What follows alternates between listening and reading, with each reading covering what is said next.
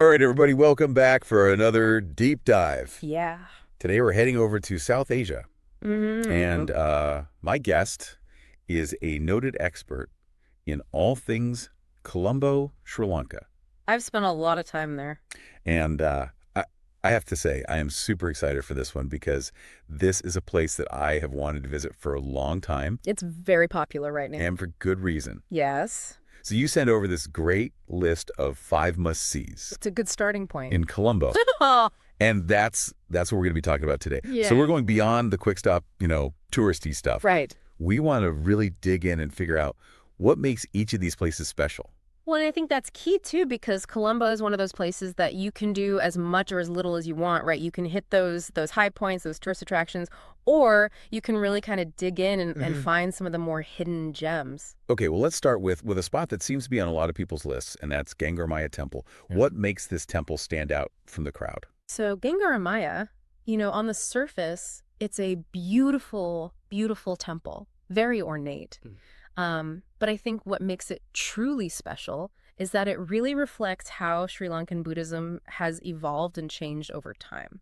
So you walk in and you're immediately struck by these intricate carvings. There's traditional Buddhist art everywhere. Wow. But then you turn a corner and suddenly you're face to face with like a modern mural bursting with these vivid colors, Oh, wow.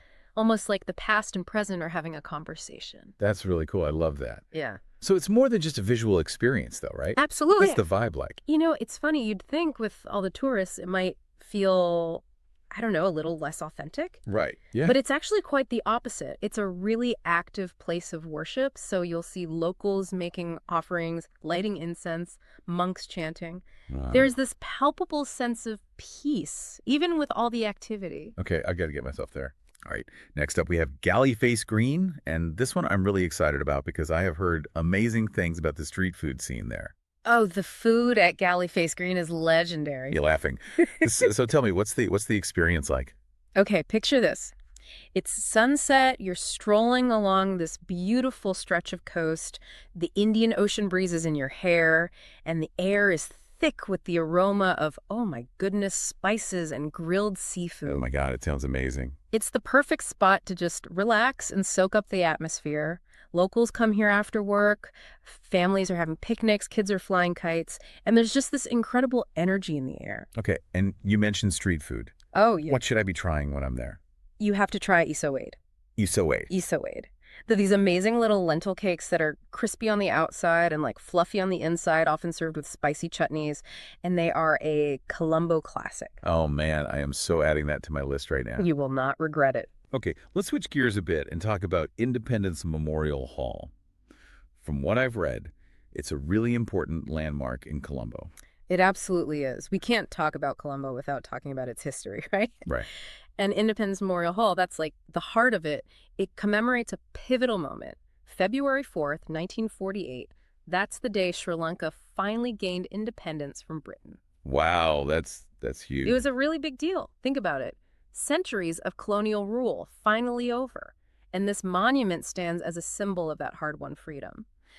I think the most fascinating bit is that the hall's design was actually inspired by the Magul Madua, which was the royal audience hall of the Kandyan kings. Oh, wow. So they incorporate their own history into this new monument to their independence. Exactly. It's a powerful reminder that their identity isn't defined by colonization, but by their own rich heritage. I love that. Okay, so after all that history, we need a little peace and quiet, right? A little respite.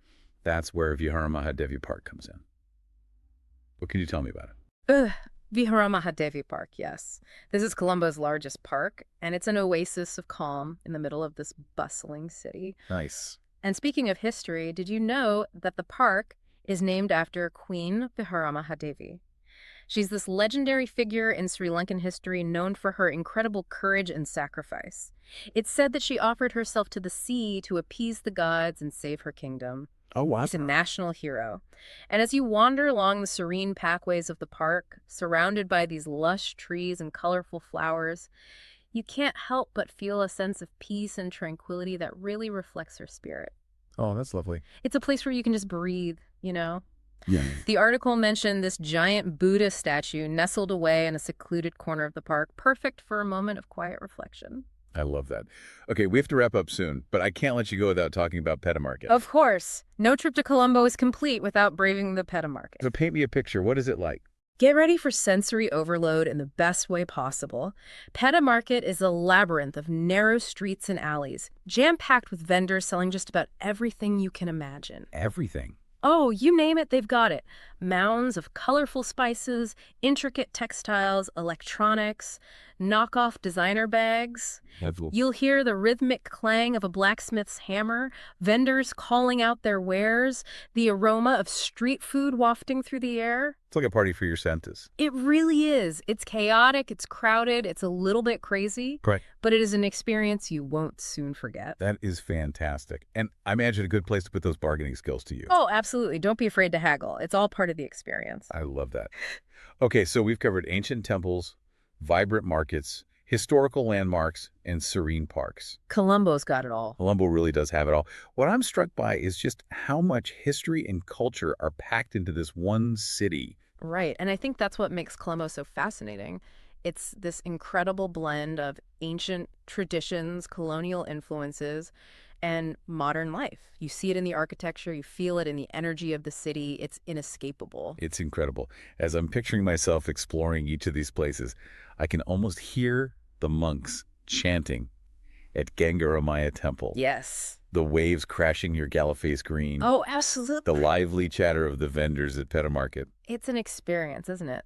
And that makes me wonder, what else might you hear on your journey through Colombo's soundscape? What will be the soundtrack to your adventure? That's a great question, and I guess we'll all have to make the trip to find out. Exactly. Thanks for listening, everybody, and we'll catch you in the next deep dive. Bye.